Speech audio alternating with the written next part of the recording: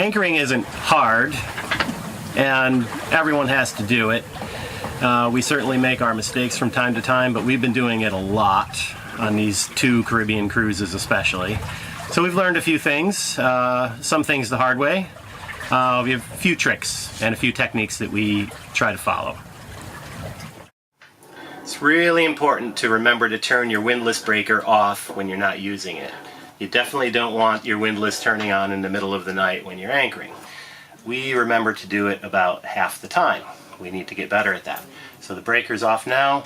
We're going to turn the windlass on because we're about to weigh anchor. We've got 3/8 inch chain on Argon. On our first trip to the Caribbean, we had only 100 feet of this chain, which was a little tight for some of the deeper anchorages. This time we're carrying 160 feet. Our anchor is a 35-pound Lewmar Delta. So here we are in Guadeloupe. We're going to weigh the anchor and take off for Marie Galante today. Pretty light wind here, so this should be really easy.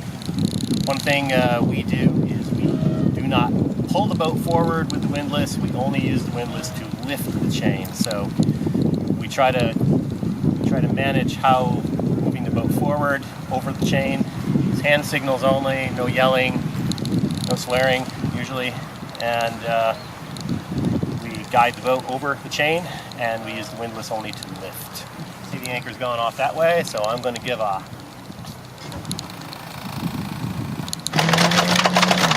First thing we'll do is get the snubber off.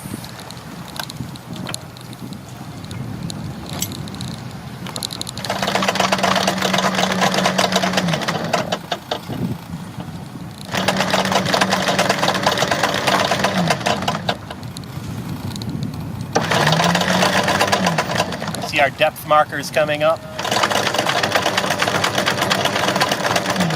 And we're overrunning the anchor now, so slow down. And now we're right over it, so we're going to lift it.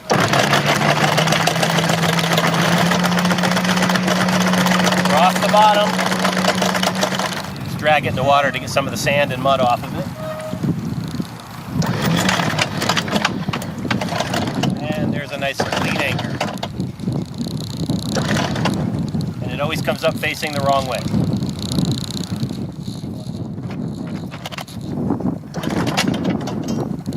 Another thing we don't do is we don't use the windlass to pull the anchor right up into the roller. Do that by hand always. Just like that.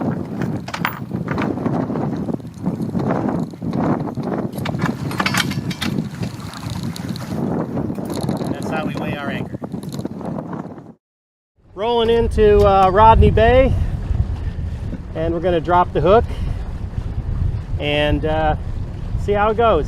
You generally want a scope ratio of between 5-to-1 and 7-to-1, depending on the ground tackle and the conditions. We call this the mother of all snubbers. Very strong.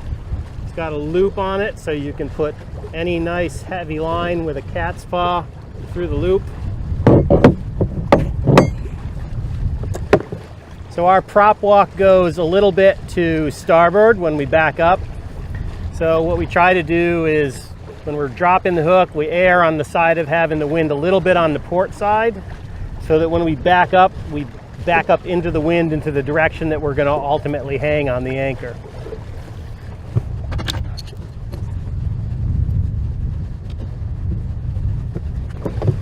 The one thing I forgot is that our windlass breaker might be off. If we did it right, it should be off. So we got to turn that on. So we're going to try to do everything with hand signals. No yelling, no swearing. I'm going to ask Linda what the depth is, and she's going to count on her fingers for me. We have depth markers on the chain, 20, 40, 60, 80. That was sign language for how deep is it. I see there's Hobie cats to rent up ahead. Like it here? Okay.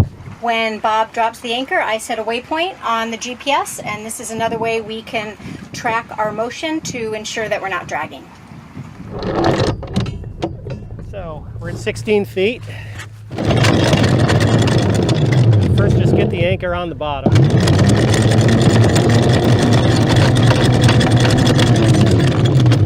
There's about 25 feet out.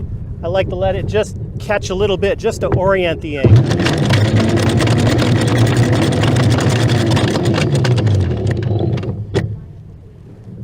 So there with about a 3-to-1 scope.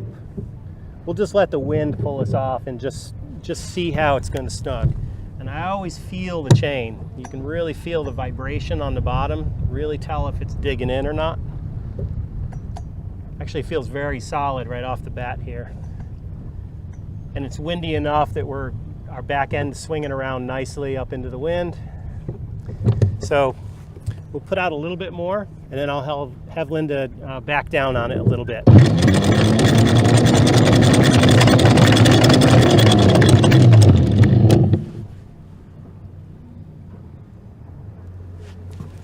And there, we just grabbed nice and hard. So there's 60 feet into the water right there. We dropped in 16 feet. Need a little bit more than that.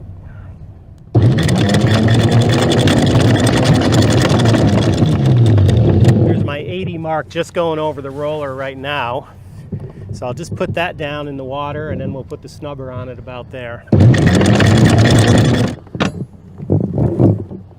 going to back down on it one more time. Okay. So snubber's on. I just put a little tension on it so it won't fall off when I'm dropping it. Let's get the snubber down to the water line.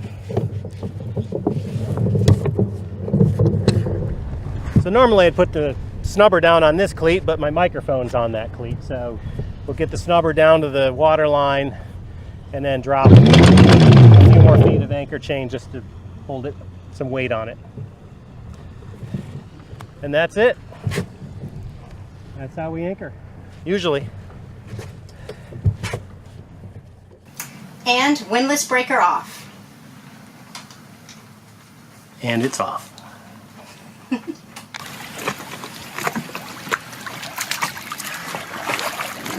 When possible, it's a good idea to take a snorkel, swim out to where the anchor is set, and get a good look.